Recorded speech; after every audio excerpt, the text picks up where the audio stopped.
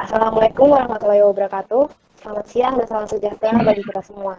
Yang terhormat, Bapak Krisma selaku pemateri webinar pada siang hari ini. Yang terhormat Presiden MGI SCIST Akmin Yogyakarta Muhammad Dhani Fauzan, serta pada hari ini kalian yang berbahagia. Puji syukur kita panjatkan kehadirat Tuhan Yang Maha Esa karena atas perkenanannya kita dapat hadir di dalam acara webinar siang hari ini. Perkenalkan, saya Okita akan pada siang hari ini. Tema webinar pada siang hari ini adalah Introduction to High Sulfidation Epithermal Deposit. Selanjutnya, webinar kita pada siang hari ini, marilah kita berdoa menurut kepercayaan agama dan percaya masing-masing. Doa dimulai.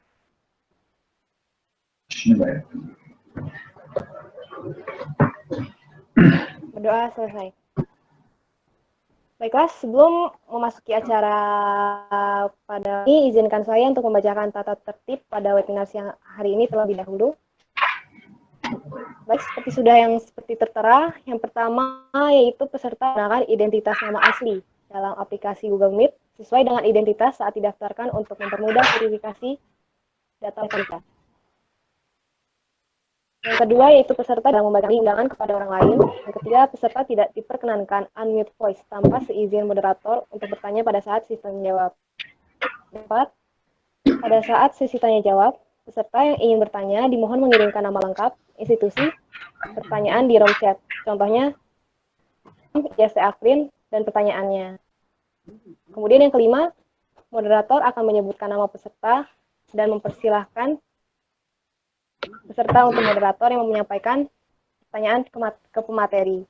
Dan yang keenam, link absen akan dibagikan di akhir acara. Dan yang ketujuh, dibagikan paling lambat 5 hari setelah acara selesai. Baiklah, demikian itu tata tertib dari acara webinar pada siang hari ini. Sebelum memasuki acara ini, izinkan saya untuk mengundang Bapak Krisma Anditya ST untuk mulai on cam pada siang hari ini. Selamat siang Pak Krisma. Selamat siang Mbak, selamat siang buat teman-teman semua dari Akrin di Jakarta. Oke. Suaranya sudah terdengar jelas Pak. Terima kasih Mbak. Nanti jika ada ini biasanya ada kendala teknis, nanti langsung disampaikan aja Pak. Jadi di jalannya presentasi akan berjalan lancar. Oke, baik Pak. Oke, langsung saja mungkin sudah bisa dimulai Pak. Bentar, ada sedikit problem. Oke.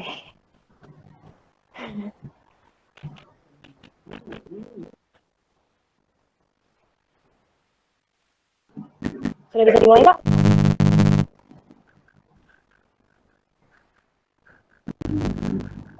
Baik.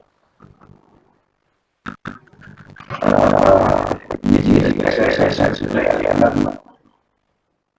Sudah Pak, sudah mulai jelas.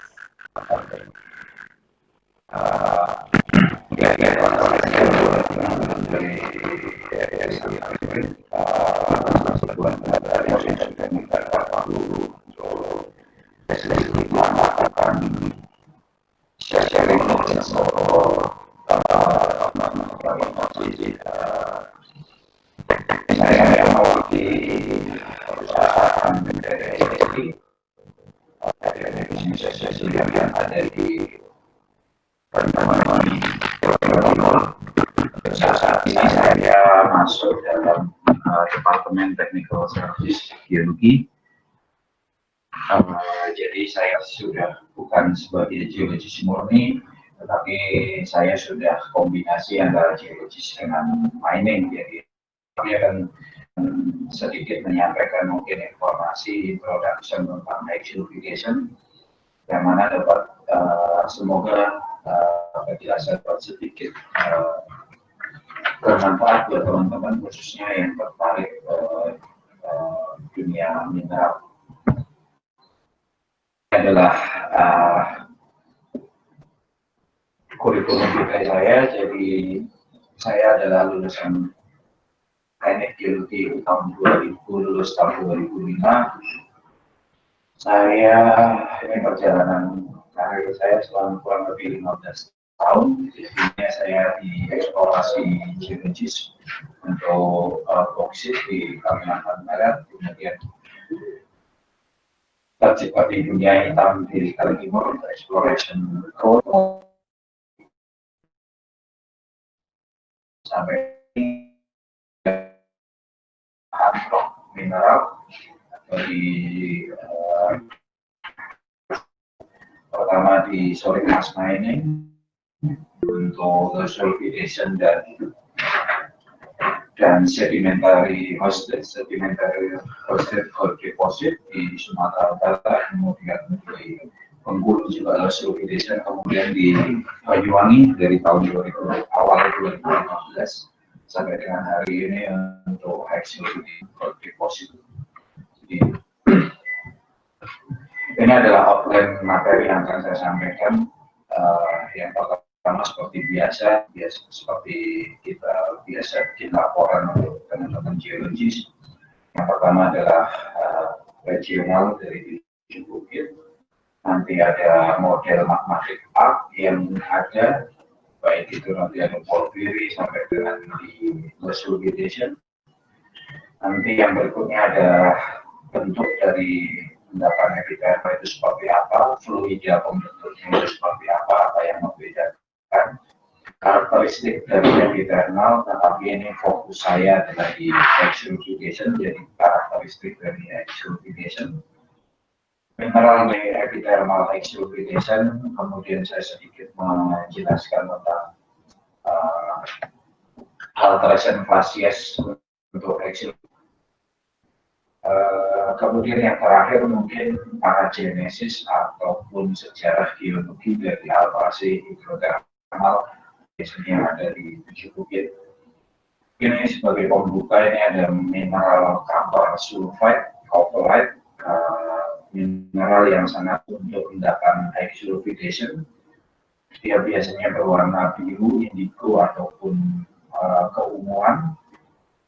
Ini sudah transformasi atau sudah berubah menjadi copper oxide dengan nama mineral adalah malachit. Jadi proses ini adalah proses transformasi dari copper sulfide karena pengaruh oksidasi menjadi copper oxide. Jadi ini adalah high grade copper untuk hexufication khususnya di super gem deposit. Selamat datang di 7 bukit. Ini adalah lokasi kami, lokasi sebelum dilakukan penambangan. Ini foto diambil ketika eksplorasi regional di Salakan. Ini adalah lokasi yang sangat dekat dengan community, sangat dekat dengan pemukiman, sangat dekat dengan lingkungan sosial, sangat dekat dengan pemukiman, pertanian, maupun sangat dekat dengan biota laut dan tempat wisata andalan Kabupaten Pemkab Banyuwangi yaitu Jadi dengan lokasi yang sangat strategis ini, satu sisi sangat menguntungkan untuk operasional, di sisi lainnya adalah kewajiban kita sebagai perusahaan harus concern terhadap lingkungan, khususnya lingkungan darat yang ada di sekitar Pantai Pulau Merah maupun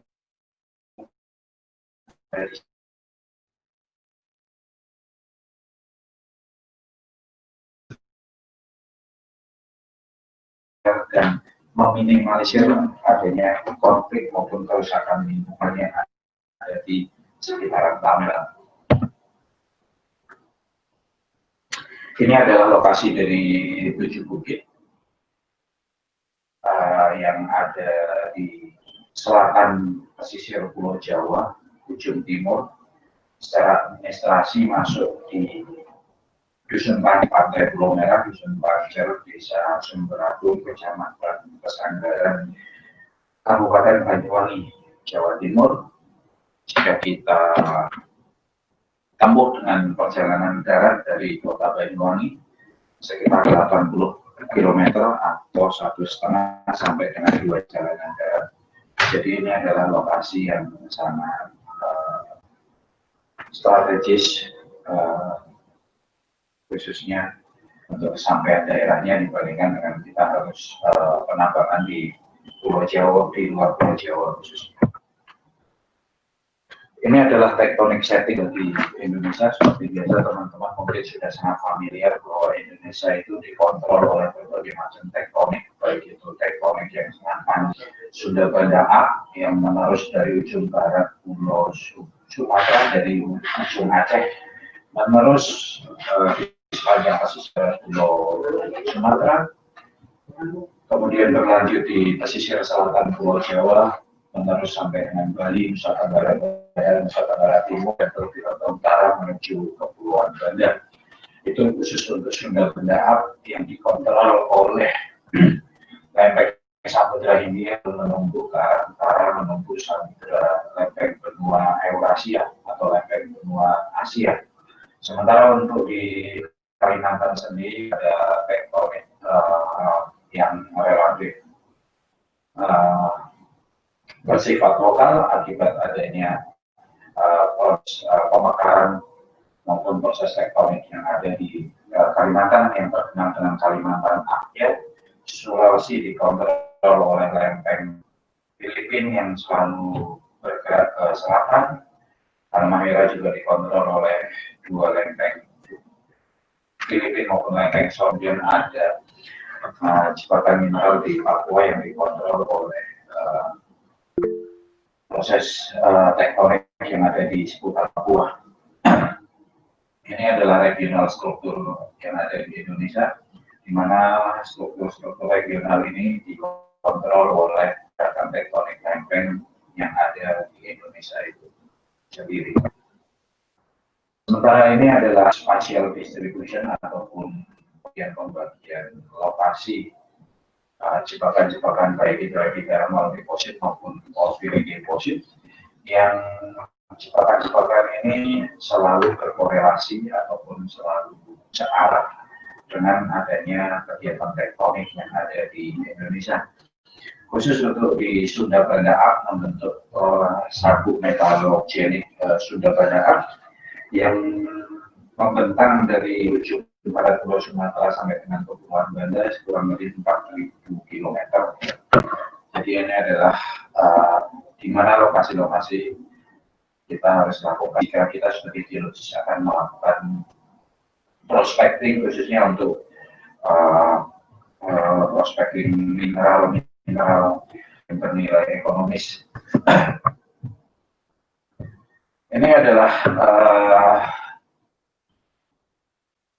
volcanic up, tadi sudah saya potong dari regional geologi Indonesia menjadi regional volcanic Sunda Banda Up, khusus dari yang ada di pesisir selatan Pulau Jawa. Jadi ini adalah deretan gunung api purba yang menerus dari akibat adanya tumpukan lempeng tadi menghasilkan kegiatan magmatisme di sepanjang selatan pantai Pulau Jawa, Pulau Lombok dan Pulau Sumbawa. Sementara sekarang ini karena adanya pergerakan lempeng yang menumpuk kurang lebih sekitar 7 cm per tahun, maka terjadi migrasi gunung-gunung api purba tersebut berubah menjadi di tengah-tengah Pulau Jawa. Ini adalah gunung api purba yang merupakan migrasi dari gunung api purba yang ada di awalnya di selatan pesisir Pulau Jawa. Dapat dilihat ini di gunung-gunung api purba ini ditemukan deposit-deposit yang sangat signifikan. Di sebelah barat ada di Pulau Kiri ini dengan jebakan porphyry dan intermediate silicium. Sementara untuk ini ada Pacitan dan Rembera ini sudah pernah dilakukan eksplorasi, tetapi masih perlu dilakukan detail eksplorasi. Ini ada Malang Selatan, sementara ada Jember Selatan dan tergabung sampai dengan Banyuwangi Selatan. Untuk di Lombok ada potensi Slotong dan Slotong dengan yang terkenal adalah Haixulpigesinya. Untuk portfolionya masih dilakukan penelitian lebih lanjut. Sementara untuk batu hijau adalah fenomena classical porphyry, yang salah satu classical porphyry yang ada di Indonesia, dan di sebelah timurnya ada prospek alam maupun rinti yang sama-sama milik dari Newmont maupun Aman Mineral untuk saat ini.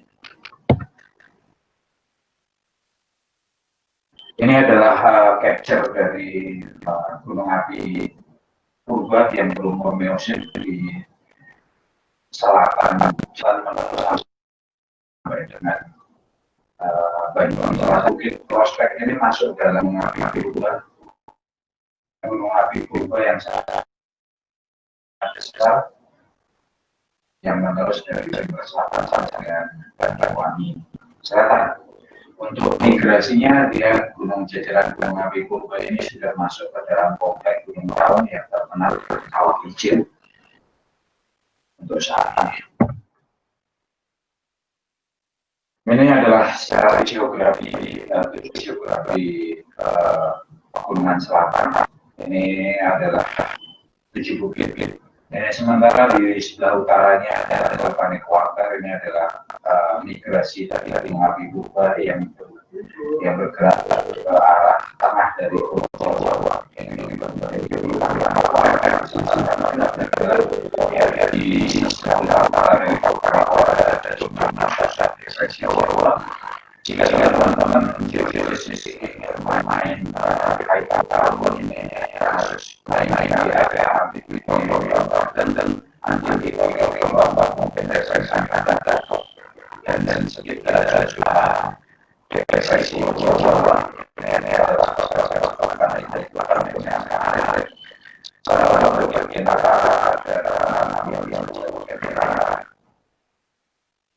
jadi ada teman-teman kecil ini main-main kita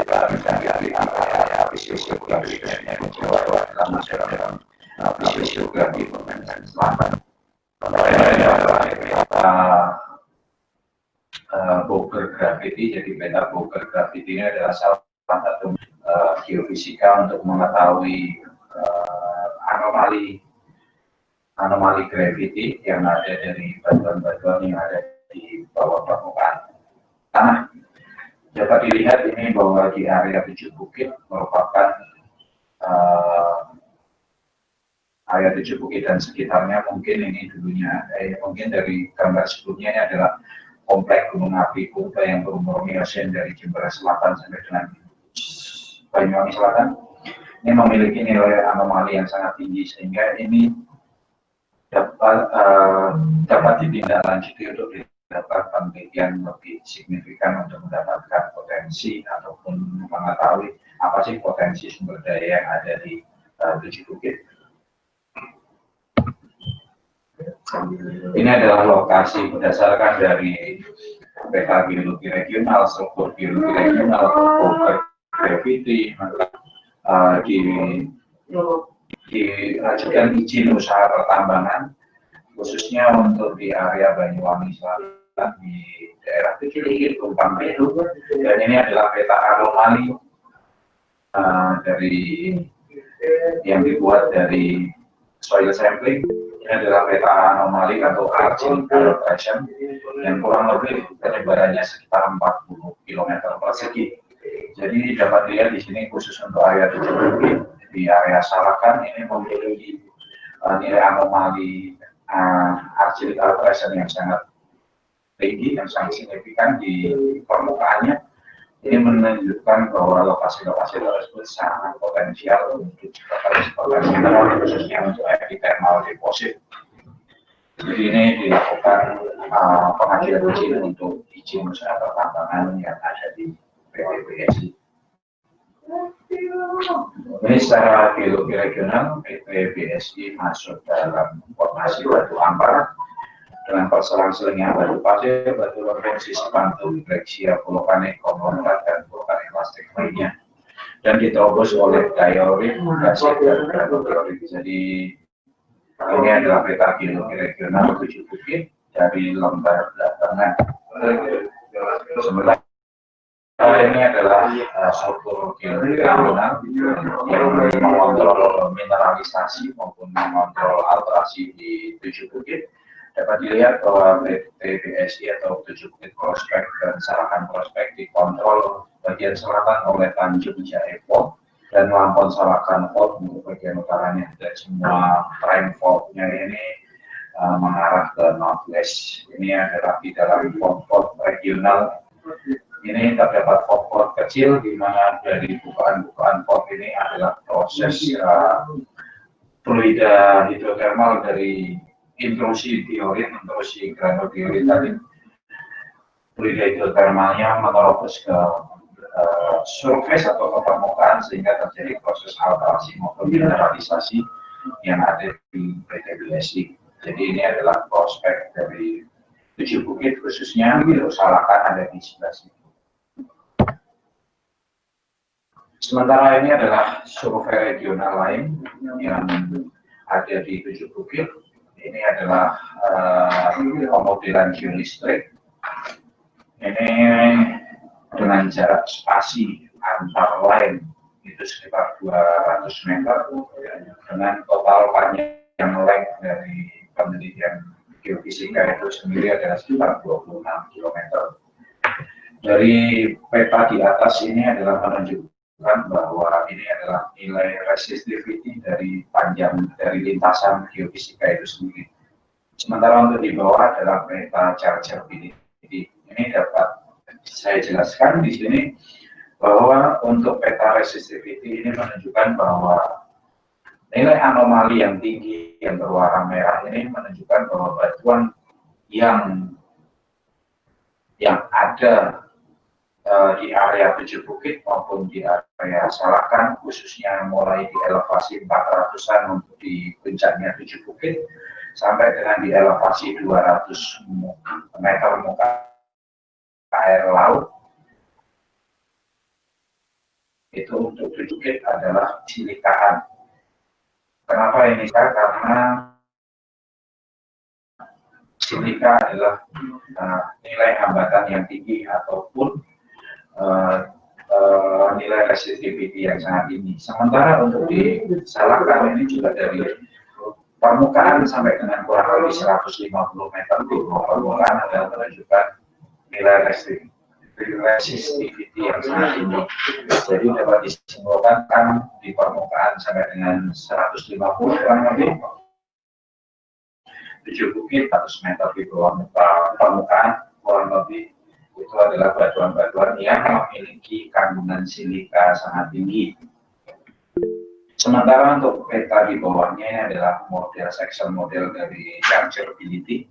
Chargeability ini sendiri adalah nilai tertingginya, nilai 38 pemilihan anomali yang berwarna merah ini. Ini menunjukkan adalah batuan-batuan yang memiliki kandungan logam yang tinggi, kandungan logam ataupun kandungan sulfide yang tinggi. Jadi untuk peta di bawah ini dapat disimpulkan bahwa mulai dari elevasi 0, baik itu di Salakan maupun di 7 bukit, itu batuan penyusunnya memiliki nilai chargeability yang tinggi atau batuan-batuan yang memiliki sulfide maupun mineral-mineral logam yang sangat tinggi. Dari dua peta ini dapat kita tarik bahwa di atas ini kemungkinan adalah dekat dengan permukaan adalah deposit untuk exfoliation karena tinggi kandungan silikanya, sementara untuk di bawah mulai dari elevasi 0 sampai dengan untuk peta ini minus 200 meter ini didapatkan nilai chargeability yang sangat tinggi. Ini batuan-batuan dengan kandungan sulfide yang sangat tinggi dan dapat disimpulkan kemungkinan besar ini adalah cadangan deposit porfiri. Tetapi dari dua section ini tidak bisa kita lakukan, tidak bisa ambil keputusan bahwa di atas KS atau di bawah ini porfiri sebelum dilakukan pengeboran.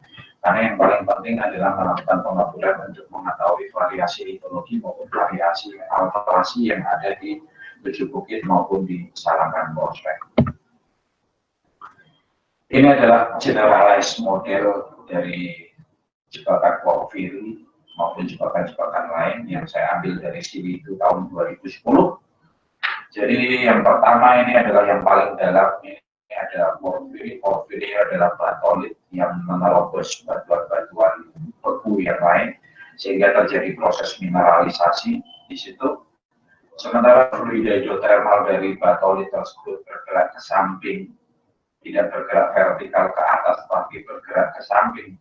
Dan di batuan samping dari batolit tersebut adalah batu gamping, maka akan membentuk skarn, baik itu exoskarn maupun endoskarn. Kemudian makin bergerak ke samping ada karbonat replacement, dan yang terakhir jika batuannya adalah sedimen, karbonatan akan membentuk sedimentostate descended gold. Sementara jika porfiri tersebut di atasnya fluidanya bergerak vertikal ke atas, akan membentuk HS load. Ini HS load ini adalah overprinting antara high sulfidation dengan porfiri, atau bisa kita sebut ini high sulfidation yang hypogeum deposit.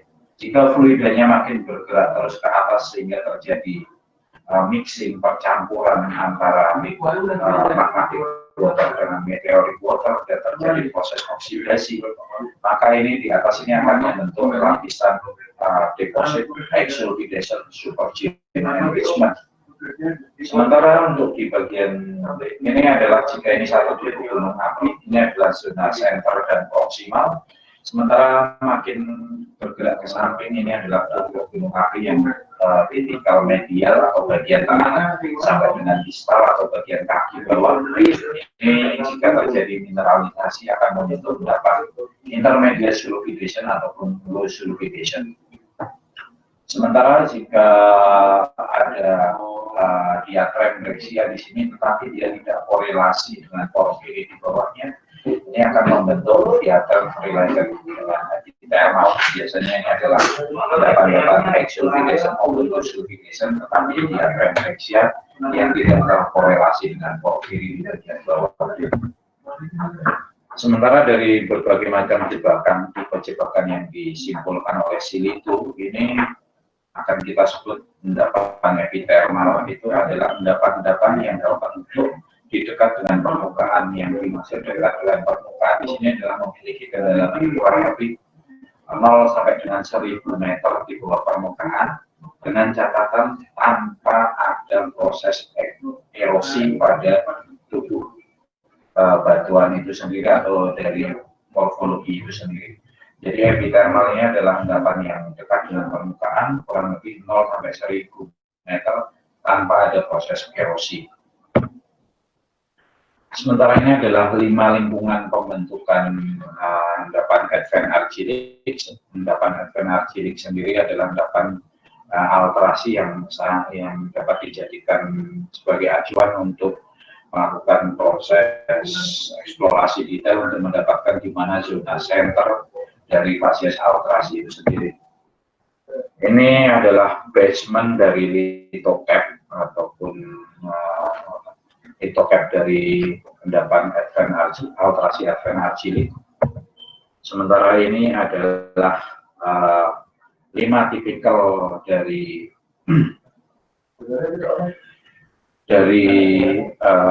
advent argillic. Yang pertama adalah supergene oxidation period, ini ada di bagian atas dengan suhu pembentukan 40-an derajat. Untuk hypogeum acid sulfide chloride ini lithocap formation, ini ada di 70 sampai 120.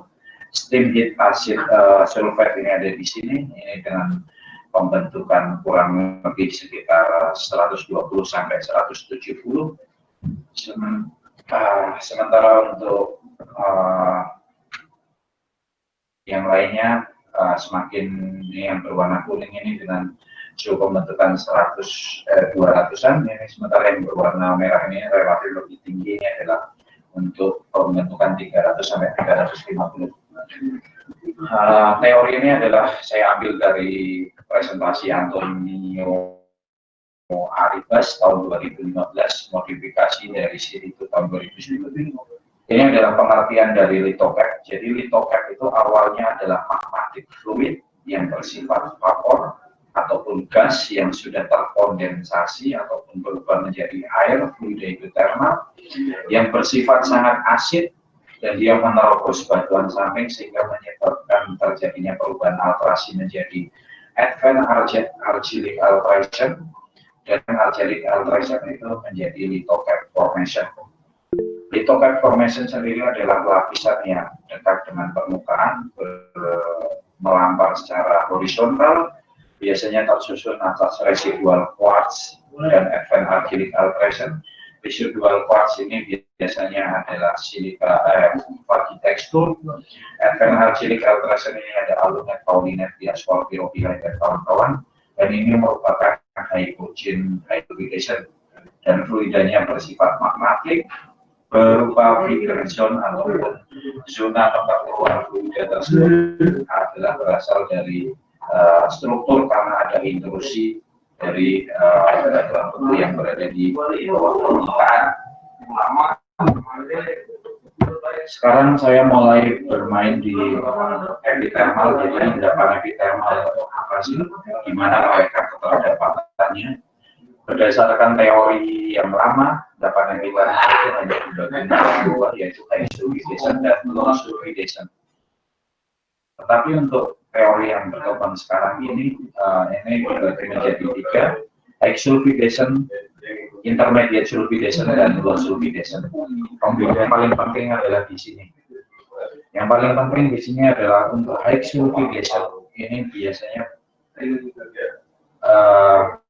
berada di zona center maupun zona sampai dengan proksimal dari tubuh vulkanik untuk gunung api Bimo Purba tersebut. Sementara untuk low sulfidation itu biasanya wajib itu biasanya di area medial sampai dengan distal dari vulkanik setting dari tubuh gunung api Purba yang sudah berhenti proses magmatisme. Sementara ini adalah foto-foto batuan yang saya dapatkan. Ini adalah silicic alteration dari batuan sedimen yang saya dapatkan di 7 bukit, dan ini adalah quartz breccia, multifase quartz breccia vein dengan manganis oxide yang berwarna kehitaman ini melimpah. Ini saya ambil dari Huta Barbat di area Sumatera Utara untuk project low sulfidation. Sementara ini adalah bentuk depositnya. Apa sih yang membedakan antara low sulfidation, intermediate sulfidation, dan high sulfidation? Ini yang paling penting adalah di sini untuk low sulfidation dan intermediate sulfidation adalah relatif sama. Ini di sini low sulfidation dan intermediate sulfidation, bentuk vein-nya dia adalah karena open space, bentuk ore-nya dia adalah stockwork, sementara untuk sulfidation yang melimpah adalah disseminated ore-nya dan ore penggantian. Dan untuk low sulfidation dan intermediate sulfidation di bagian bawah ini tidak berkorelasi dengan porfiri, sementara untuk high sulfidation berkorelasi dengan porfiri. Tapi tadi seperti yang saya sampaikan di atas, ada high sulfidation yang tidak berkorelasi dengan porfiri, yaitu diatrem epithermal. Apa sih yang gimana ini contoh batuan atau fluida dari masing-masing low sulfidation, intermediate sulfidation, dan high sulfidation. Ini adalah untuk low sulfidation, saya ambil dari Noel White. Ini adalah blended rustiform dari quartz chalcedonic vein. Jadi ini adalah quartz vein yang berwarna relatif putih susu. Ini adalah chalcedonic. Ini karena fluidanya dominan gas. Sementara ini yang berwarna putih bening ini adalah quartz. Quartznya ini adalah menunjukkan tekstur blended rustiform. Sementara ini adalah untuk di intermediate sulfidation, sama-sama membentuk tekstur seperti pengaliran ataupun perlapisan. Ini juga blended ataupun perlapisan ini adalah blended. Sementara untuk kunci mineralnya, khusus untuk di rhodochrosite ini flake-nya dia berubah menjadi merah karena banyak kandungan karbonatannya. Dan ini adalah mineral-mineral kuncinya yang berwarna creamy. Ini adalah mineral-mineral rhodochrosite atau MnCO3. Jadi antara low sulfidation dan intermediate sulfidation yang membedakan adalah batuan induk yang diterobosnya. Jika low sulfidation tidak mengandung karbonatan, jika intermediate sulfidation mengandung karbonatan untuk batuan yang diterobos fluida tersebut. Sementara untuk high sulfidation ini tipikal khas teksturnya adalah funky tekstur ataupun tekstur-tekstur berlubang karena proses pencucian mineral-mineral batuan oleh fluida hidrotermal yang bersifat sangat asam. Sementara ini adalah fluida hidrotermalnya. Ini jika high sulfidation ini adalah semuanya murni karena magmatic vapor atau magmatic fluid. Sementara untuk low intermediate di bagian tengahnya ada percampuran antara magmatic dan meteorit. Dan untuk di low sulfidation sebenarnya ini masih ada masih percampuran antara magmatic dan meteorit. Tetapi di sini dituliskan magmatiknya dihilangkan karena perbandingan antara magmatik dan meteoritnya lebih dominan meteorit waternya. Untuk di high sulfidation akan membentuk tekstur yang restristik atau dia hanya tekstur-tekstur yang sedikit. Sementara untuk low sulfidation dan intermediate sulfidation akan membentuk tekstur yang spektakuler. Jadi ini hidrothermal fluidnya ini asam, ini netral dan ini netral. Jadi ini fluidanya asam, fluida netral dan ini fluida netral. Tapi intermediate sulfidation karena ada batuan gampingan. Jika low sulfidation batuannya tidak mengandung gampingan, itu yang pembedanya. Ini adalah contoh mineral-mineral untuk karakteristik dari low sulfidation. Low sulfidation itu adalah fluidnya adalah meteorit plus minus magmatik, jadi meteoritnya lebih dominan. Dan mineral pembentuknya yang terbentuk adalah AuAg dengan minor Zn dan Pp. Ini adalah tipikal mineral paling khas untuk low sulfidation, yaitu adularia ataupun chloride. Jika adularia adalah ubahan dari persik mineral yaitu ortoplas, sementara chloride adalah ubahan dari mineral-mineral persik dan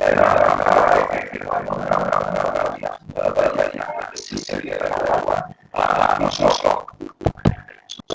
Ini adalah kita dari sulfidation. Ini adalah mineral punyanya di adalah rhodochrosite yang berwarna bisnis adalah rhodochrosite. Ini yang menggunakan tapi dia masih sinkronisasi mereka tapi sama-sama cara mereka berpakaian dan kita mereka asosiasinya sudah dalam SSN dan dari PB untuk intermediate sementara yang mereka itu tipikal khasnya adalah memang tekstur dikarenakan kemudian bersifat sangat asam dari asid. Ini adalah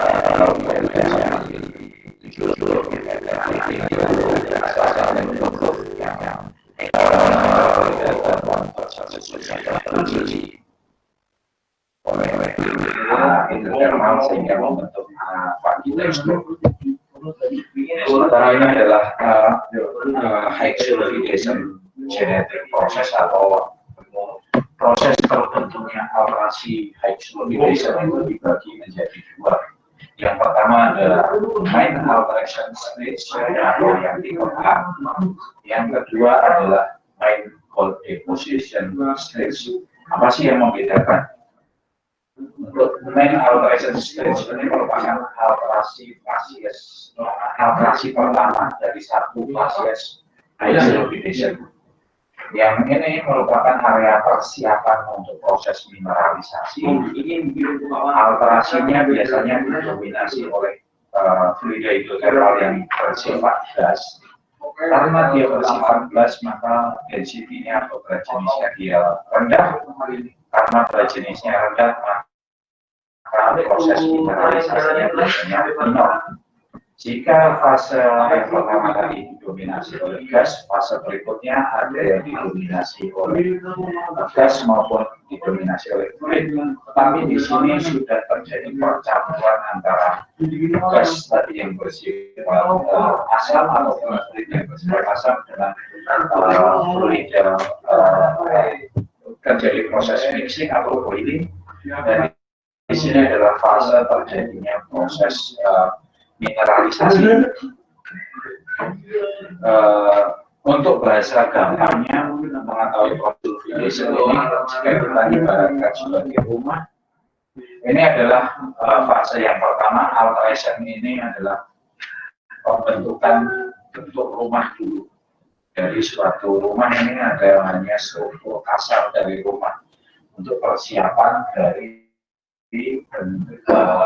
bangunan rumah. Sementara untuk di fase kedua, di main core deposition, ini adalah rumah tersebut sudah menjadi rumah yang sangat-sangat layak huni dengan desain interior, dengan segala macam kebutuhan yang ada di dalam rumah itu sendiri. Jadi mungkin terminologi membayangkan high sulfidation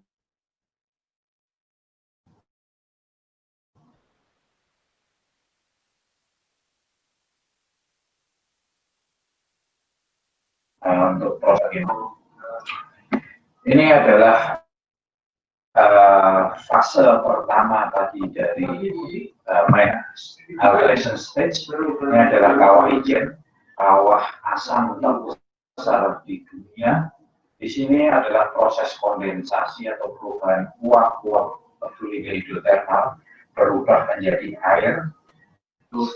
Penambahan HCl dan SO2 yang menghasilkan air atau fluida ini yang berwarna hijau ini, fluida yang ada di kawah ijen ini dengan pH yang sangat rendah sampai dengan di bawah 1.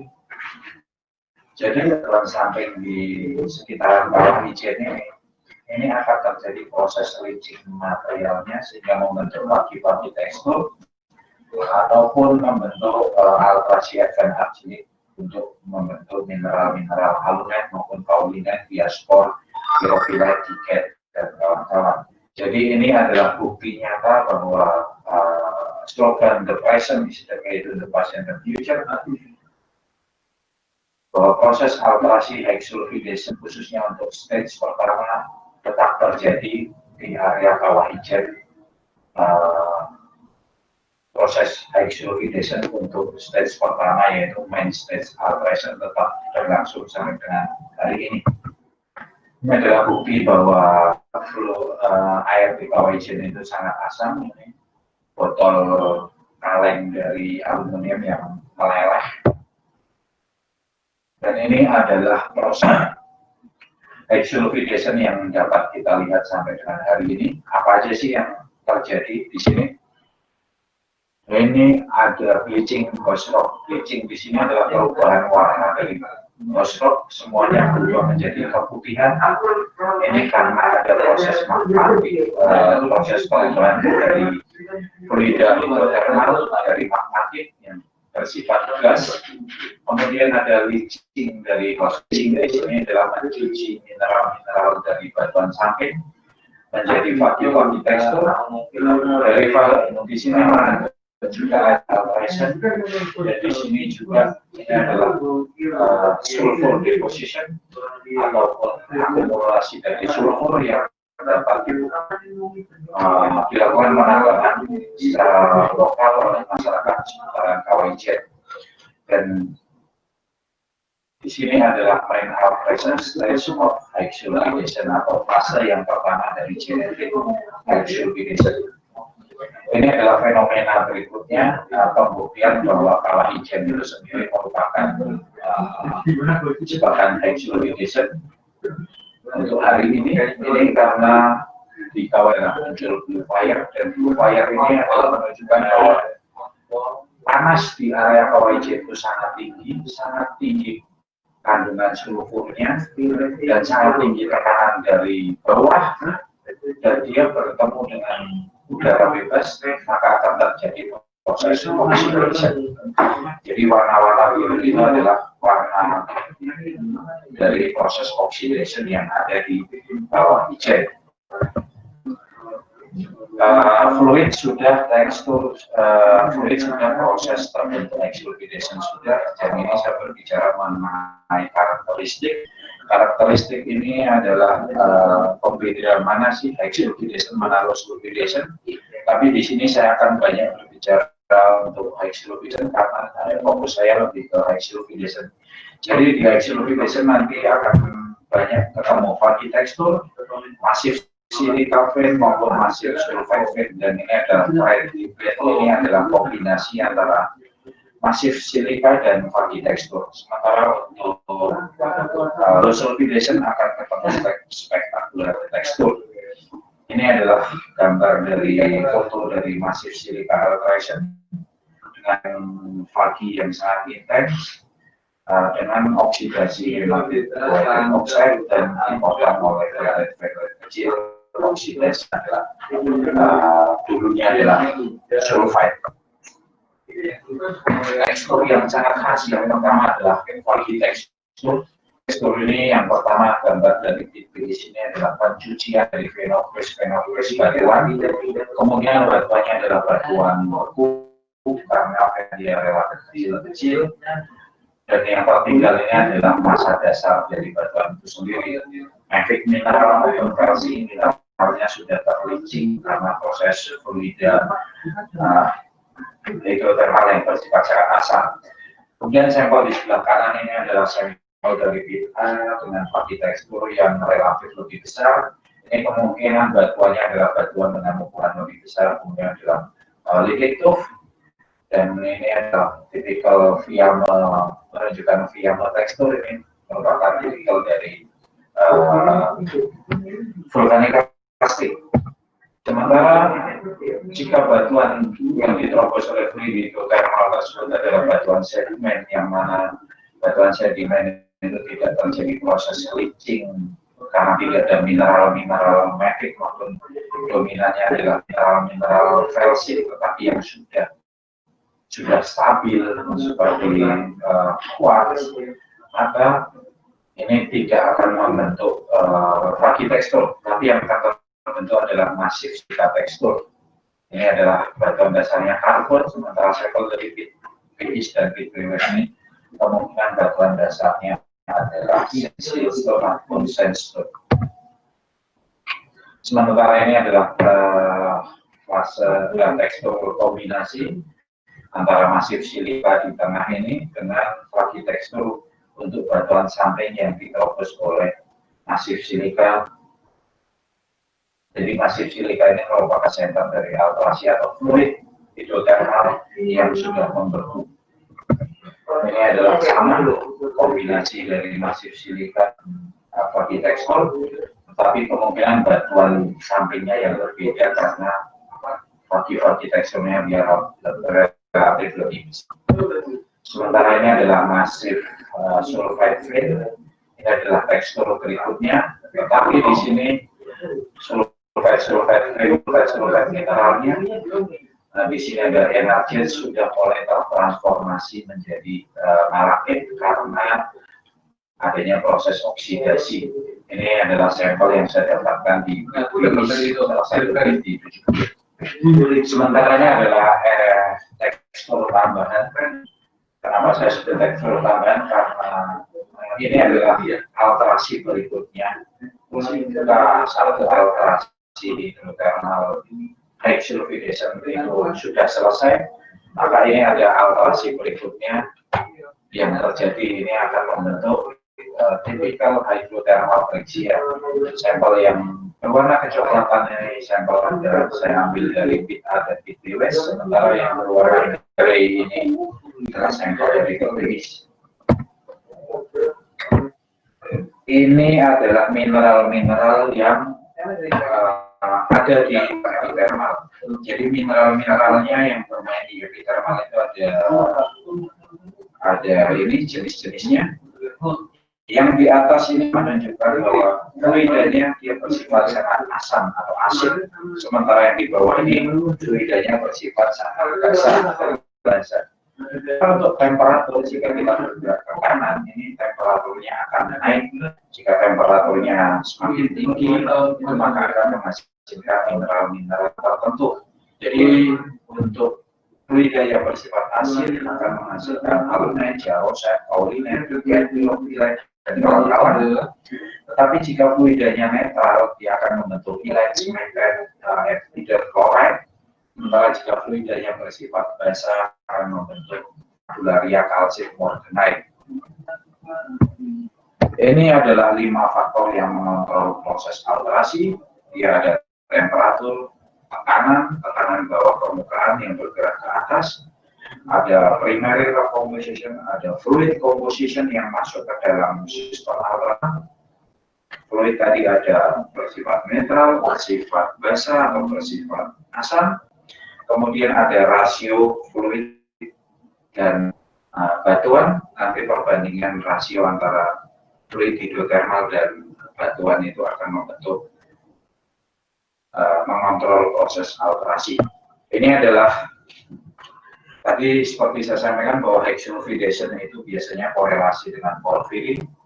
Jadi ini adalah mineral-mineral yang akan ditemukan di porfiri maupun di hydroxylation. Ini saya ambil dari Corporate Course tahun 2007. Untuk nomor 1 ini adalah kita sebut adalah overprinting antara porfiri dan hydroxylation. Jadi ini fluida porfiri sudah mulai keluar dari porfirinya, sudah mulai membentuk typical hydroxylation. Ini pergerakan fluidanya bergerak ke atas ke angka nomor 1 ini karena proses struktural. Jadi ini karena proses struktural itu nomor 1 dan nomor 2. Sementara nomor 2B ini sudah peralihan antara struktur dengan litologi. Jadi yang pertama 2 ini adalah karena struktural, 1 dan 2 ini adalah fluidanya bergerak karena struktural. Di sini ada fluidanya akan berhenti. Jika menembus lapisan impermeable, maka fluida tersebut akan bergerak ke samping atau terjadi ini tanda panah turun. Ini adalah menunjukkan bahwa di sini ada lapisan impermeable sehingga fluidanya tidak bisa menembus lapisan impermeable. Jadi akan bergerak ke samping membentuk nomor 3 dan nomor 4 ini. Nomor 3 dan nomor 4 ini adalah hydroxylation yang dikontrol litologi. Jadi nomor 1, 2 adalah struktural control, 3, 4 adalah litological control. Ini adalah hydroxylation yang saya akan jelaskan untuk struktural control seperti apa, hydroxylation yang litological control seperti apa. Ini struktural, fluidanya yang berwarna ungu ini bergerak mengikuti struktur. Ini akan membentuk zona high grade aku, zona CU. Zona mineralisasinya biasanya dia sangat sempit.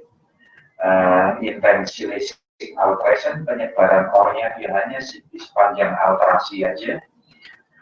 Sementara jika terjadi proses oksidasi, maka oksidasinya relatif lemah. Kemudian jika fluida tersebut mengikuti kontrol litologi, maka akan disebut dengan litological control. Biasanya ini adalah low grade AuCu, ornya dia menyebar di sepanjang zona alterasi ini. Alterasi yang terbentuk dominasi silika aluminate. Zona alterasinya relatif luas, dapat dilihat di sini ini sangat besar, sementara untuk litologi itu sangat sempit. Dan jika terjadi proses oksidasi sampai dengan complete oxidation, jadi ini bentuknya relatif seperti jamur, seperti air mata yang terbalik. Ini adalah saya korelasikan dengan bit mining kita yang ada di 70 bit. Yang pertama ada BI sebelah paling utara, sebelah paling selatan ada bit BWS, ada bit C, bit E, dan bit A. Di sini adalah alterasi yang terbentuk yang berwarna hijau ini adalah kinetik, ini adalah clay alteration yang berwarna pinkish, dan berwarna merah ini adalah yang didominasi oleh silik yang berwarna magenta kepingan, ini adalah silika alumet, dan yang berwarna magenta gelap ini adalah masifika. Sementara ini membuktikan bahwa di 7 bukit sendiri ada dua fase, ada dua exfoliation. Yang pertama adalah methodological control ini di bit C, bit E, dan bit A. Sementara untuk struktural control ini ada di bit BI dan BWS. Ini adalah mineral-mineral yang saya koleksi, saya dapatkan di 7 bukit. Ini adalah ore mineral, yaitu mineral jika kita ekstrak akan bernilai ekonomis. Yang pertama adalah oxide atau CuS, ini adalah tipikal dari mineral-mineral copper. Ini menunjukkan bahwa zona keterdapatan mineral ini adalah di zona struktural, biasanya di zona silicic alteration. Ini adalah copper sulfide, tapi sudah bukan cat, tetapi sudah tertransformasi menjadi malakit karena proses oksidasi. Ini adalah masif malakit, tetapi dia tertransformasi atau berasal dari oxide, bukan dari chalcocite. Ini adalah NaCl CuASS4. Ini adalah salah satu copper oxide juga. Copper mineral, copper sulfide dari mineral copper yang saya temukan di bit BI. Ini adalah copper oxide yang ada dua jenis, ada azurite maupun malakit. Ini untuk yang azurite konten tembaga lebih tinggi dibandingkan dengan kandungan tembaga dari malakit. Sementara ini adalah blending ataupun pelapisan ataupun fenolate dari sulfide yang sudah teroksidasi secara komplit menjadi hematit limonite oxide. Ini sampel dari kita. Ini adalah flaky tekstur dengan intense coated hematit limonite oxide. Di sini coated hematit limonite ini adalah gubahan dari mineral sulfide. Dapat dilihat bahwa di bit BWS ini warnanya lebih gelap, ini menunjukkan bahwa mineral sulfide-nya lebih tinggi dibandingkan dengan sulfide yang ada di bit A. Ini menunjukkan bahwa di bit BWS ini masih dikontrol oleh struktural, sementara untuk ini mulai dikontrol oleh litological. Sementara ini adalah oxide yang bertipe bertekstur protein.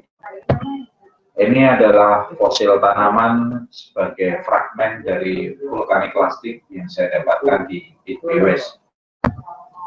Ini adalah sphalerite. Sphalerite sendiri adalah zinc sulfur. Ini adalah mineral-mineral penciri untuk jebakan-jebakan seng. Ini saya dapatkan di sampel dari underground. Sementara ini adalah grain mineral. Grain mineral adalah mineral yang kita letak akan tidak bernilai ekonomis. Yang pertama adalah sulfur. Ini adalah barit. Ini ada siliko quartz. Ini ada pirit. Ini ada mineral lempung yang bertekstur seperti tepung.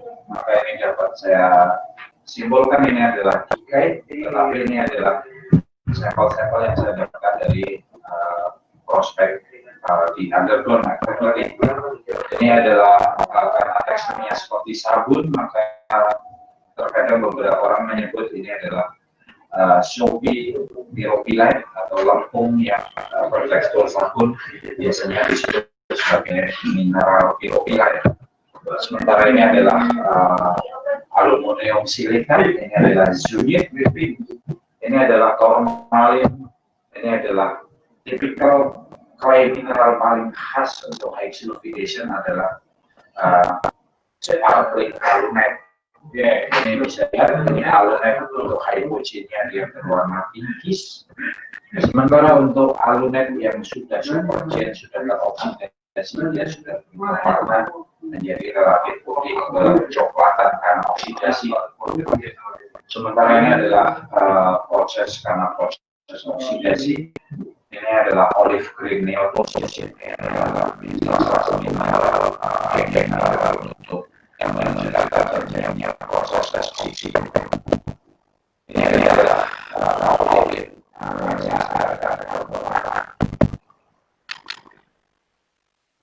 Tahapan berikutnya adalah kita mempelajari tentang alteration facies. Apa sih facies apa aja yang ada di exsulfidation? Exsul itu dibagi menjadi dua. Yang pertama ini adalah dikontrol oleh litolog yang relatif porus, maka dia akan membentuk jebakan exsulfidation seperti air mata tetapi terbalik atau seperti jamur. Tapi jika exsulfidation itu sendiri adalah batuan sampingnya relatif porositas, dia akan membentuk jebakan mineral yang relatif seperti runcing seperti pensil ataupun seperti wortel.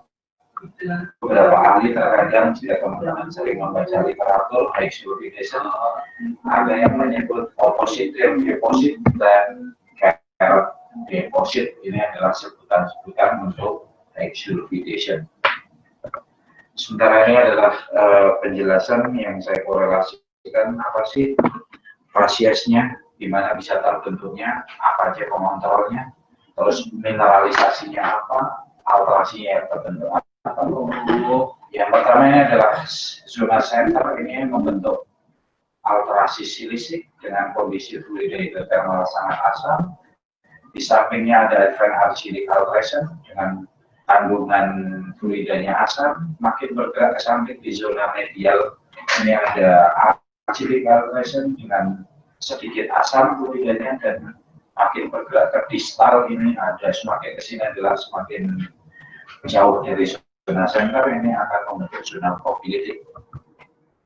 Di mana kita akan mencari gold, ini ada di silicic alteration dengan pH di bawah 2 itu menunjukkan bahwa gold itu akan terbentuk di khusus untuk exsulfidation akan terbentuk di zona silicic alteration.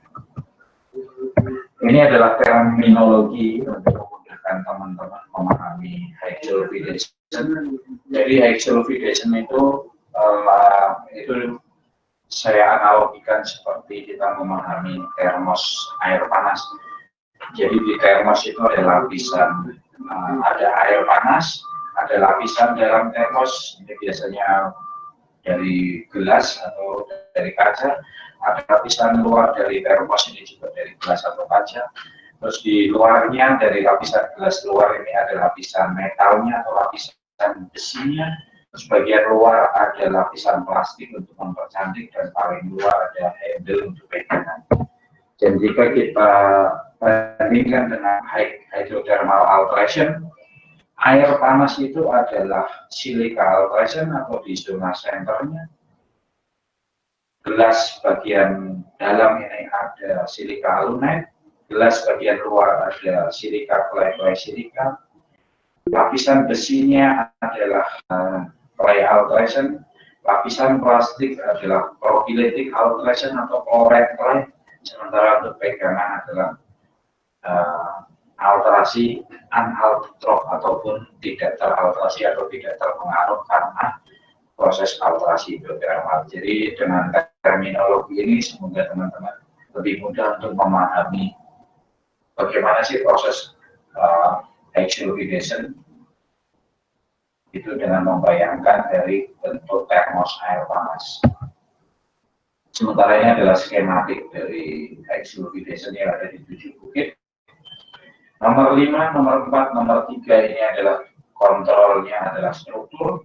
Nomor 2 ini kontrol struktur, maka yang terbentuk adalah masif silika. Nomor 2 ini sudah kombinasi tetapi masih didominasi oleh kontrol struktur, ini adalah zona proksimal. Ini ini biasanya adalah silika lunet, sementara nomor 176 ini adalah murni dari lithological struktur, lithological control.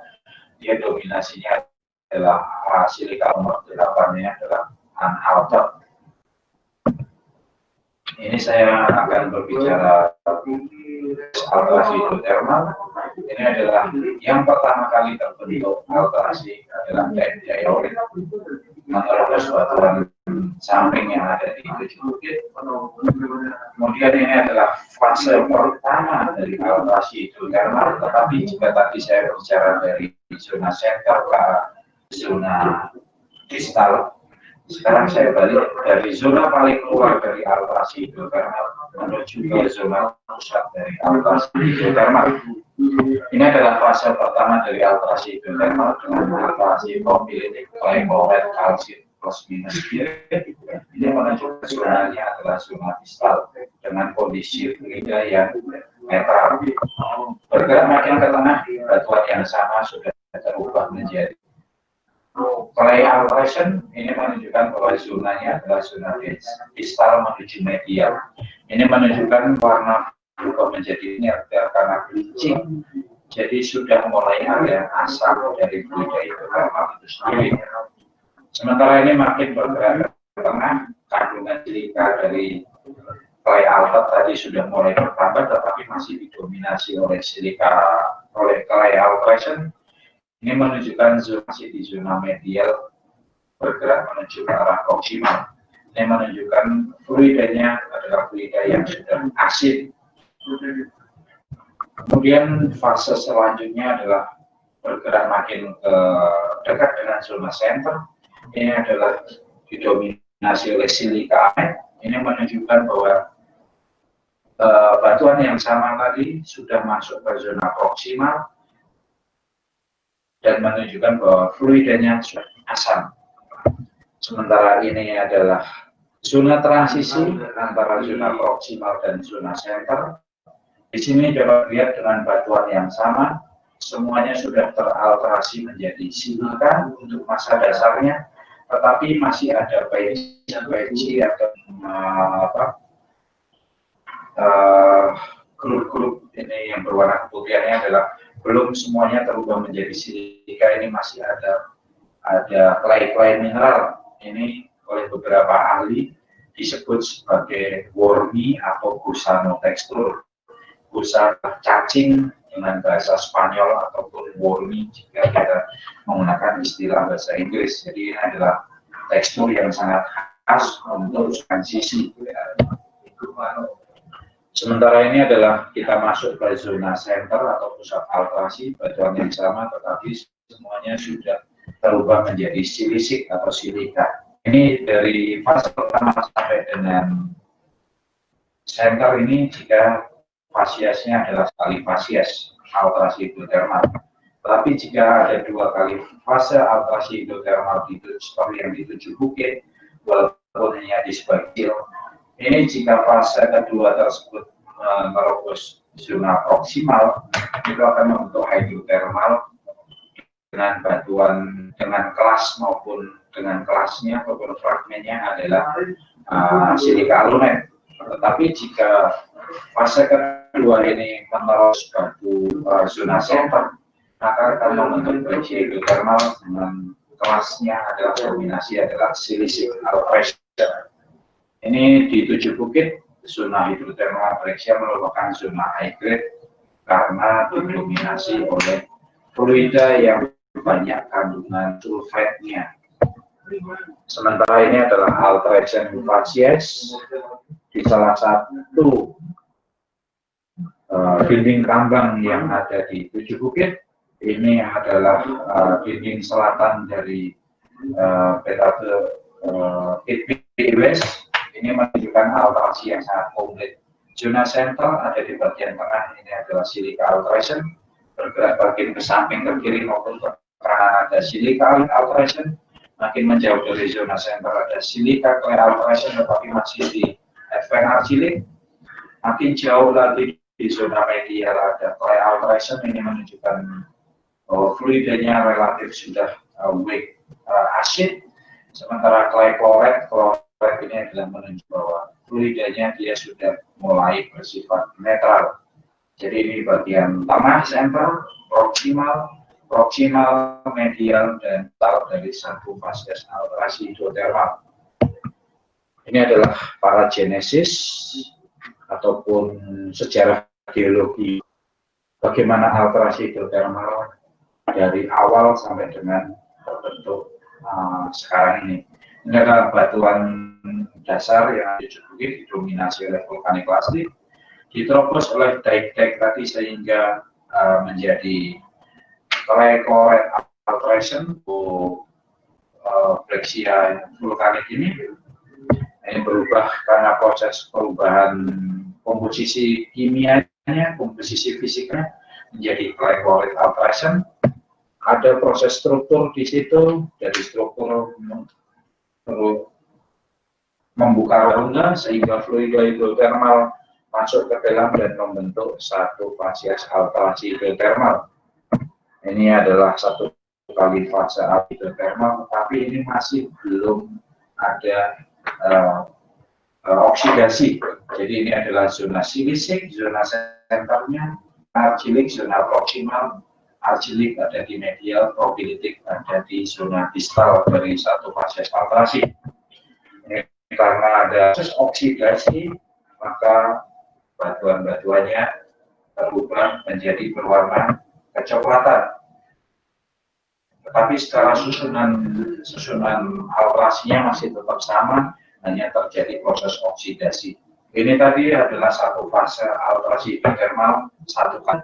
Tetapi jika ada dua fase dari alterasi hidrotermal yang menerobos di zona proximal dan zona silisik, akan membentuk breksia hidrotermal seperti yang saya tampilkan gambar. Jika zona yang diterobosnya adalah proximal, maka batuan dari breksia hidrotermal itu adalah silika alunite, tetapi diterobos adalah zona sentral, maka batu breksia hidrotermalnya adalah silisik. Ini adalah salah satu gambaran bit kami yang dikontrol oleh struktur, di mana 70 bit BIS ini penyebaran alterasinya sangat sempit, high grade, karena ini adalah dikontrol oleh kontrol struktur. Ini adalah gambar peta alterasi yang dilakukan oleh teman-teman kita di 7 bukit ketika melakukan penambangan. Ini adalah pengapalan pertama, pengiriman pertama bullion gold dan silver setelah dilakukan penambangan dari awal penambangan di 1 Desember 2016 karena harus proses metalurgis sekitar 3-4 bulan, maka pengiriman pertama adalah dilakukan. Terima kasih atas waktu yang diberikan. Ini adalah Pantai Pulau Merah di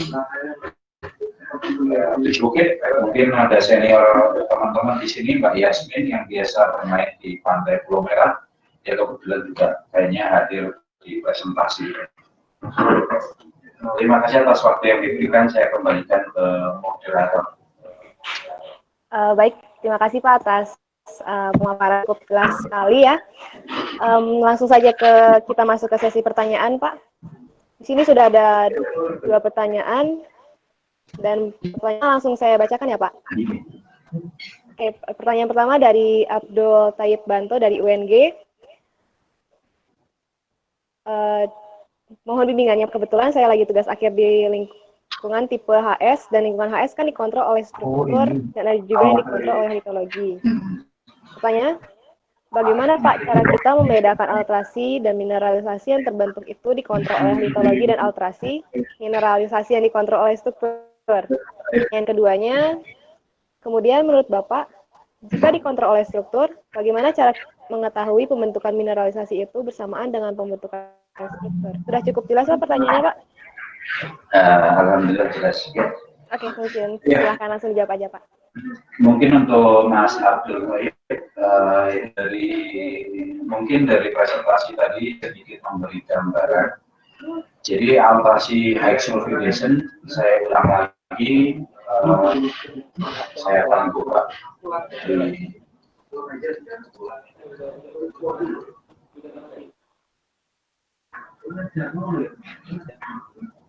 saya akan buka di sini, Mas. Bentar. Jadi untuk alterasi high sulfidation yang dikontrol oleh struktur itu biasanya zona alterasinya dia sangat sempit. Saya sampaikan tadi sangat sempit. Di situ biasanya perubahan dari zona silisik, zona advent argilik, dan zona argilik maupun profilitik itu sangat drastis. Jadi biasanya di sini dapat dilihat jika suatu lokasi lebih banyak ditemukan silicic alteration, maka di situ dapat disimpulkan bahwa lokasi tersebut adalah dikontrol oleh struktur. Itu jika kita hanya berbicara mengenai alterasi yang berkembang. Tapi jika kita korelasikan dengan grade aku ataupun grade mineral-mineral lain, maka zona alterasi grade aku maupun grade dari CO ataupun mineral copper itu akan tinggi. Jadi yang pertama kontrol struktur itu dominasi alterasi yang berkembang adalah silika. Kemudian biasanya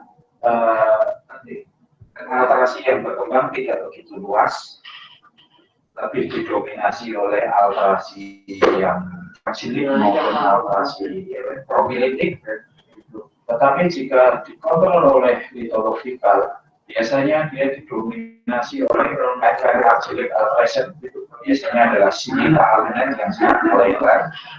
Jika lokasinya sudah teroksidasi, biasanya dia high oxidation sampai dengan complete oxidation, penyebaran alterasinya sangat luas, dominasi alterasinya silika aluminat, goldnya dan grade coppernya dia relatif sangat lemah atau rendah. Jadi semoga gambar ini juga membantu. Boleh dilihat, Mas, ini peta alterasi yang di pit B di sini. Ini adalah zona alterasi yang sangat sempit. Ini dikontrol oleh struktur dan dia alterasinya akan mengikuti struktur utama. Sementara di pit C, E maupun pit A ini struktur utamanya tidak begitu kelihatan, tapi alterasi di sini seperti tadi fluida bergerak ke sini ke arah pit A, tapi karena dia terbentur dari dibayarkan ini terbentur oleh zona impermeable di sini, maka dia akan bergerak ke arah pit C maupun pit A ke arah samping. Jadi alterasi hidrotermal yang ada di sini adalah silika aluminat. Bisa dilihat petanya di sini, silika aluminat itu yang berwarna merah dan berwarna pink. Ini adalah advent argilik, sementara untuk silisik adalah yang berwarna magenta tetapi berwarna gelap. Jadi mungkin itu untuk penjelasan bagaimana membedakan alterasi yang dikontrol oleh struktur maupun dikontrol oleh litologi. Dan kemudian jika dikontrol oleh struktur, bagaimana cara mengetahui pembentukan mineralisasi. Jika ya mineralisasi biasanya bersamaan dengan adanya struktur. Terkadang struktur itu ada yang struktur yang sudah mineralisasi ataupun sebelum mineralisasi atau bersamaan dengan mineralisasi. Jika bersamaan dengan mineralisasi, biasanya mineralisasi akan mengikuti struktur yang ada, karena mineralisasi ataupun alterasi itu mengikuti mineralisasi tidak dikontrol oleh struktur, biasanya ada patahan-patahan di situ. Jika ada struktur, maka tren mineralisasi atau tren goldnya tidak akan mengikuti struktur setelah proses mineralisasi terjadi. Mungkin itu sedikit memberikan gambaran buat siapa tadi namanya, lupa saya. Mas Abdul ya? Iya, Mas Abdul.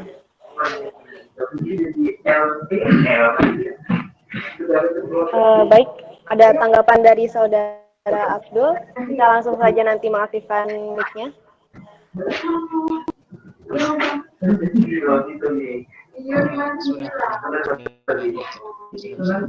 Sepertinya sudah cukup menjawab pertanyaan. Ya, sudah. Oke, Terima baik. kasih. Terima kasih. Langsung saja ke pertanyaan kedua. Pertanyaan kedua dari saudara Muhammad Rifai dari IST Afrin. Dan pertanyaannya, dalam proses H2 ada dua fase, yaitu vapor membentuk rumah, terus liquid vapor yang membawa ornya. Ketika proses mufidasi perbandingan vapor dengan liquid vapor itu berapa? Apakah vapor tidak dominan dari vapor atau perbandingan apakah masih bisa membentuk sistem HS atau tidak? Dan juga sebaliknya, liquid vapor lebih dominan atau tidak dominan, apakah masih bisa Jadi mungkin kalau lebih ke beberapa proses-prosesnya saya sendiri sebenarnya belum pernah melakukan jadi yang posisi proses karena yang proses yang sudah ada sekarang ini adalah posisi dari sistem yang jaga penuhi prosesnya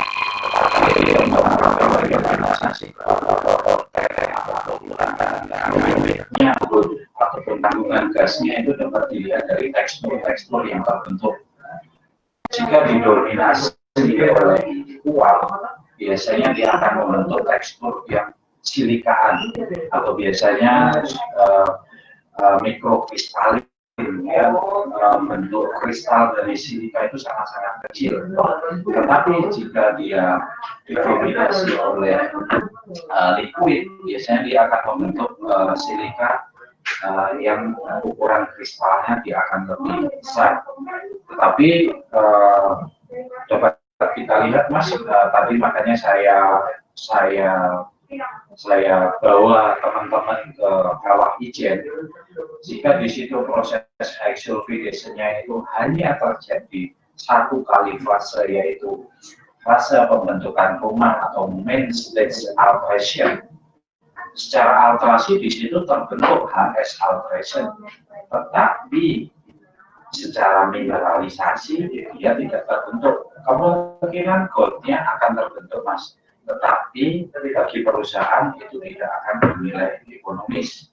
Jadi yang di sini pembahasannya lebih ke nilai ekonomiknya ya. Dari main state alteration itu hanya membentuk zona-zona alterasi, sementara untuk liquid alteration atau gold deposition itu alterasinya zonanya sudah terbentuk, tetapi ada pengisian dari gold sehingga lebih bernilai ekonomis di sini. Tetapi masih masalah perbandingan fluidnya seberapa, vapornya seberapa, ya itu nanti balik lagi ke tekstur-tekstur yang dominan, tekstur yang terbentuk dari silika itu seperti apa, terus bagaimana fluid inclusion-nya itu adalah pembahasan yang lebih lanjut, bukan kelasnya yang jauh, bukan kelasnya dan kelasnya satu lagi, tetapi udah lebih ke kelas yang lebih advance, biasanya ke pembahasan lebih detail di fluid inclusion untuk teman-teman S2. Jadi yang paling penting kita di sini adalah memahami ternyata HS itu ada dua kali fase main stage alteration dan gold stage deposition. Itu aja dulu. Mungkin Rifai lebih banyak membaca lagi untuk fluid inclusion sehingga nanti bisa mengetahui bagaimana perbandingannya seperti apa. Oke, baik. Terima kasih atas jawabannya, Pak. Untuk Saudara Rifai, ada tanggapan lebih lanjut mungkin bisa langsung menanggapi.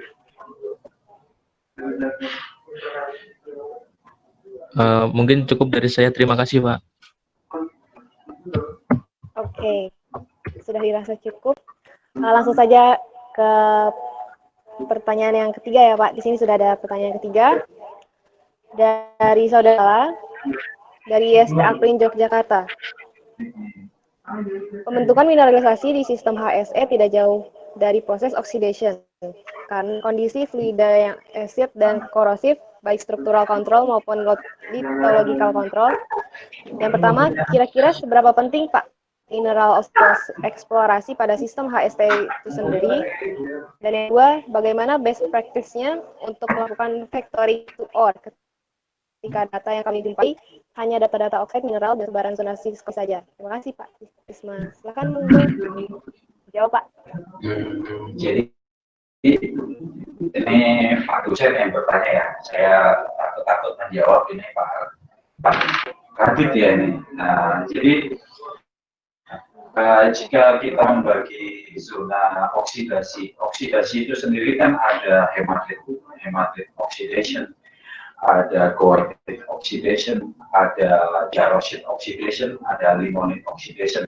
Jadi setiap tipikal mineral itu akan membentuk zona-zona jenis oksidasi. Tapi dari kesemua oksidasi itu sendiri dapat kita kelompokkan menjadi limonite oxidation.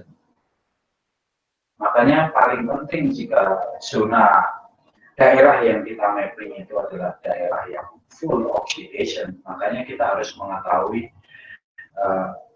jika mineral yang banyak kandungan besi, fero, seperti besi itu sama FeS atau sulfide, pirit itu akan membentuk oksidasi hematit karena yang berwarna relatif kemerahan.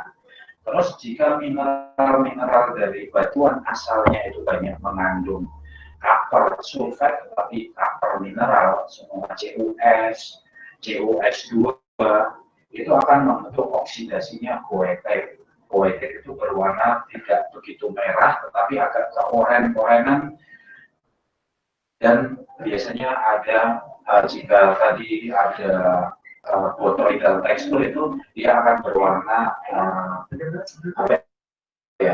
berwarna cantik seperti kapur mineral itu jika kita bermain di zona oksidasi.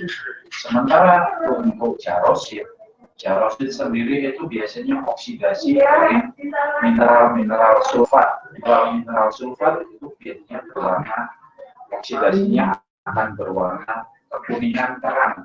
Itu menunjukkan bahwa mineral sulfat itu adalah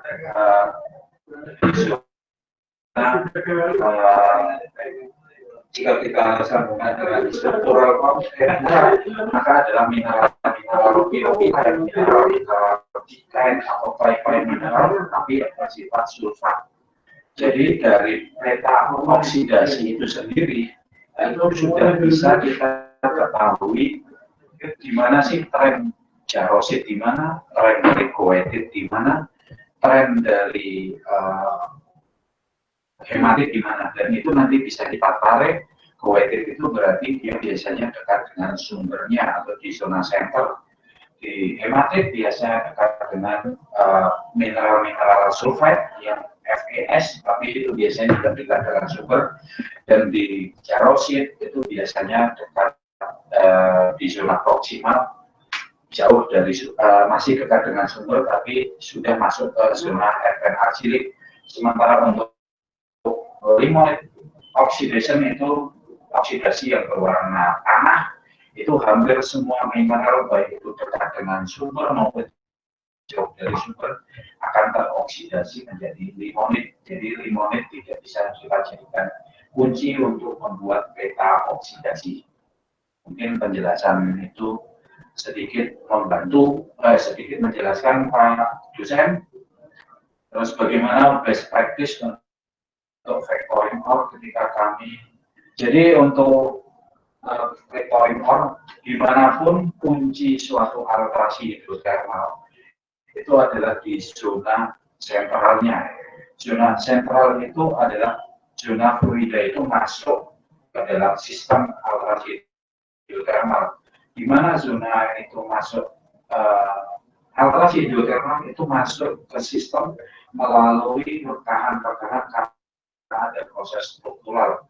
Jadi walaupun itu teroksida semua, nanti pasti ada vektor-vektor ataupun kemenerusan dari grade-nya relatif tinggi, itu akan mengikuti dari struktur yang berkembang di situ. Jadi vektoringnya tetap high grade itu pasti akan mengikuti struktur walaupun di situ lokasinya struktural itu logical control, tetapi masih ada pengaruh struktur-struktur yang tidak dominan. Jadi ini bicaranya kita dominan. Tetap semuanya itu dikontrol oleh struktur, walaupun itu logikal, tapi logikal itu sudah bukan struktur lagi yang berkembang, tetapi tren high grade itu pasti akan mengikuti tren arah dari struktur. Mungkin penjelasan itu sedikit bisa menjelaskan Pak dosen. Jika masih belum puas bisa kita kopi darat kalau saya cuti Pak dosen. Oke, baik, sudah cukup jawab. Mungkin ada tanggapan lanjutan dari saudara Aditya Manggala Yuda, dipersilahkan. Oh ya Pak, makasih Pak atas jawabannya. Untuk ininya saya masih mahasiswa Pak. Bukan Pak Radit dosennya ya.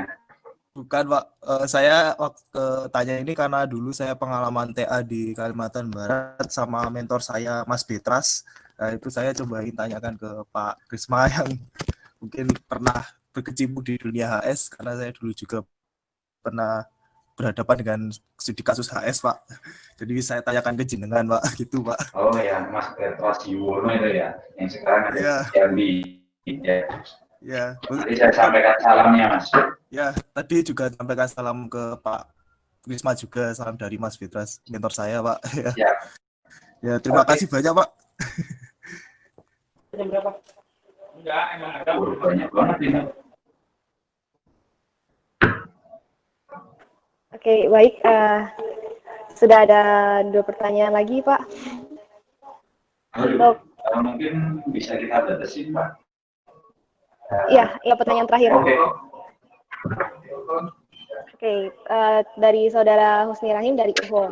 Apa yang mempengaruhi untuk alterasi mineralisasi yang dipengaruhi oleh litologi low grade dan yang terbentuk pada zona struktur high grade? Apakah ini juga berkaitan dan mana yang terbentuk terlebih dahulu? Dan pertanyaan lanjutnya, jika di lapangan yang kita temui litocap, informasi dan data apa saja yang harus kita kumpulkan untuk membantu keyakinan bahwa kita berada pada HS? Seperti itu, Pak. Oke. Untuk pertanyaan dari Mas Husni ini, saya akan sharekan ini tadi, balik lagi ke fasies altasi hidrotermal ya. Jadi low grade biasanya ada di zona FN argilik, tetapi bagian dari sini, dari sudah mulai dia berubah. Pokoknya di high grade, jika kita sebagai exploration geologist, kita harus mengetahui dulu di mana sih zona sentral, mana zona proximal, mana zona medial, mana zona distal. Jika kita bergerak dari kita masuk ke dalam sistem alokasi hidrotermal, kita ketemu di zona low grade, biasanya ada di zona FL argilik sampai nanti zona argilik. Kenapa? Karena fluidanya dia sudah berubah menjadi asid sampai dengan asid lemah. Terus yang kedua, di FN argilik ini dia dominasinya sudah mulai masuk clay mineral. Clay mineralnya dia sudah mulai banyak. Nah, ini membuktikan bahwa dia sudah keluar dari zona senternya atau zona silisiknya. Sementara untuk high grade biasanya dia masuk di zona silisik di sini. Karena di sini adalah, jika kita ibaratkan ini adalah jalur utamanya, ini adalah jalan tol tempat mobil itu kita ibaratkan sebagai emas. Ini adalah jalan tol yang besar, yang paling banyak mobil masuk ke dalam jalan tol. Jadi di sini adalah zona silisik, ini adalah jalan tol di mana mobil atau emas itu paling banyak lalu lalang. Sementara FN argilik ini kemungkinan ini adalah jalan provinsi, di mana mobil mungkin lebih sedikit dibandingkan dengan di jalan tol. Sementara ini FN argilik yang berwarna biru ini yang silika, clay silika ini mungkin udah jalan-jalan yang kabupaten. Sementara untuk argilik ini adalah jalan-jalan kampung. Jadi kalaupun ada mobil mungkin hanya 1-2 yang masuk ke dalam jalan kampung tersebut. Jadi terminologi itu yang paling penting. Jadi jika kita bermain di zona alterasi, jika di zona listriknya itu low grade, maka biasanya di FN argilik sampai dengan argiliknya itu grade-nya makin low grade dibandingkan dengan zona listriknya. Tetapi perlu diingat metode pengambilan sampelnya itu sudah benar atau belum, atau distribusi sampelnya hanya berapa ton. Jika hanya mengambil satu sampel di sini itu mengatakan zona listriknya blank, itu berarti yang salah bukan sistem alterasi hidrotermalnya, tetapi teman-teman yang melakukan pengambilan sampel tetapi langsung menarik kesimpulan hanya berdasarkan satu sampel. Jadi itu yang paling penting adalah memahami mana zona senter, mana zona proximal, mana zona medial, dan mana zona distal untuk menjawab pertanyaan dari Mas Husni. Dan di zona struktur itu pasti dia di zona siklisik atau di zona senternya. Jadi boleh dikatakan high grade-nya ada di zona strukturnya. Jika kita mineral-mineralnya seperti apa ya ini Mas? Mineral-mineralnya seperti apa? Ini aja, jangan teman-teman harus lebih banyak bermain di sini. Oh mineral kita banyak ketemu alunite, jarosite, diket, pyrophilate, diaspor, dan kawan-kawan itu berarti di high fluoridation. Netral berarti kita ketemu di light smacker, coret, edidot itu berarti zonanya netral. Ini nggak mungkin di high fluoridation, ini kemungkinan di low fluoridation atau intermediate fluoridation untuk menjawab bagaimana informasi mineral dengan mengetahui bahwa itu HS. Tetapi dari alunite, jarosite, halosite, kaolinite, diket, pyrophilate ini terkadang di lapangan kita tidak ketemu bentuk yang bagus, makanya dibutuhkan tool tambahan untuk mengetahui klaim mineral apa sih sebenarnya dari batuan yang ada di lokasi A. Itu harus kita gunakan ASD mineral ataupun timah mineral untuk mengetahui mineral-mineral lainnya. Jadi tidak hanya mapping berdasarkan deskripsi mikroskopis, khusus untuk di hidrotermal biasanya kita dibantu dengan alat untuk mengetahui klaim mineral disebut dengan ASD maupun timah. Itu aja untuk menjawab pertanyaan dari Mbak Sila ya. Jadi ini untuk mengetahui kita masuk ke zona alterasi hidrotermal HS ataupun low sulfidation ataupun intermediate sulfidation. Jadi berdasarkan ini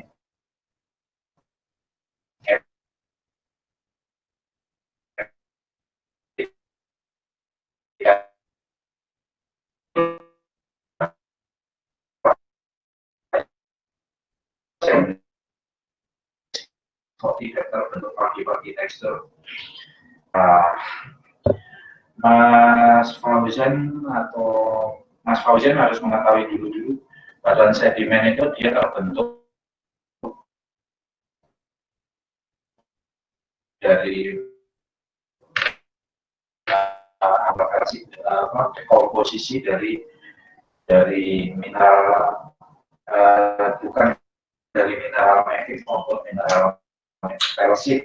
Jadi jika dia batuannya kandungannya karbon seperti tadi karbon itu seperti batu karbon itu jika dia terkena fluida yang bersifat asid dia tidak akan terpengaruh Mas, tetapi justru asidnya yang dia akan terubah menjadi netral.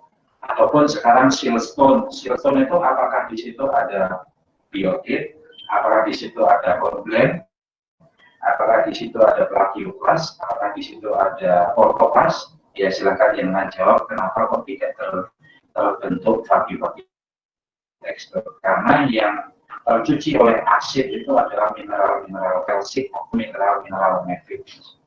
Kalau dari Derek Bowen itu kan pasti ada yang stabil itu mineral apa, dan mungkin itu bisa Mas Fauzan lebih fokus ke Derek Bowen series itu aja.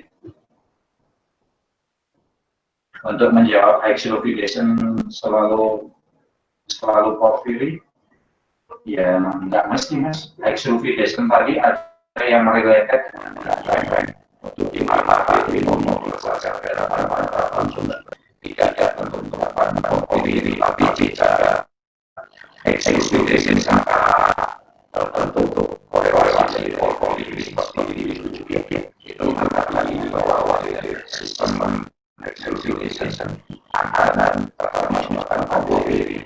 Makanya yang menjadi porfiri alasannya itu adalah proses erosi sungai ini. Ini gambaran itu bisa sedikit menjelaskan untuk dari bahasa Iran ini. Baik. Dan lagi itu ada yang dia Pak, terima kasih sekali penjelasannya. Sangat inspiratif sekali dan terima kasih atas kesempatannya untuk memberikan informasi secara bisa bersama-sama Pak. Ya. Mungkin saya tidak perlu banyak menunjukkan karena dari partner sendiri sudah ada banyak yang materi yang sangat berat mulai dari yang sisi dan naik ini sendiri. Dia regional, masih lagi dan juga dan dari yang saya tadi soal pelajaran juga sudah banyak melihatkan dan bagaimana dari tipenya. Mungkin dari masyarakat pas Pak. Terima kasih secara materi yang sudah saya share bagian yang bisa Akan kalian Pak. Baik Pak. jika sudah ada saya bisa menjelaskan dan terima kasih dan jaga selalu. Oke. Oke, saya harapkan semuanya selamat kamera ya.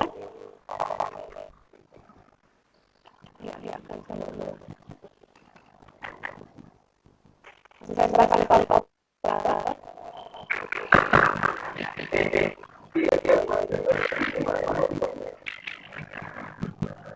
Sudah ada on cam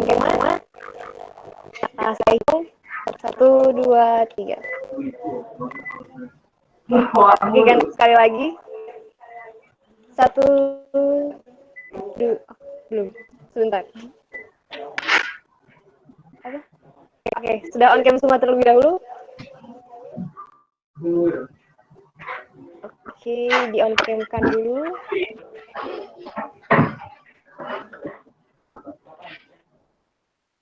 Oke, saya hitung 1, 2, 3.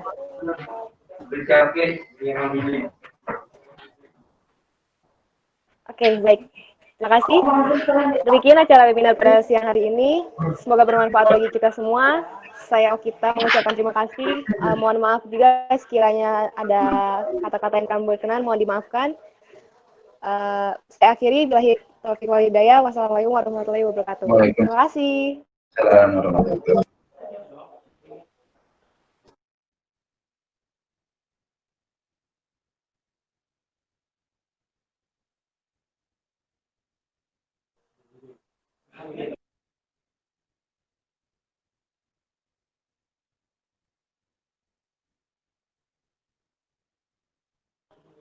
Untuk link absensi sudah dikirim. Silakan untuk absensi webinarnya dan bisa untuk meninggalkan ruangan. Terima kasih.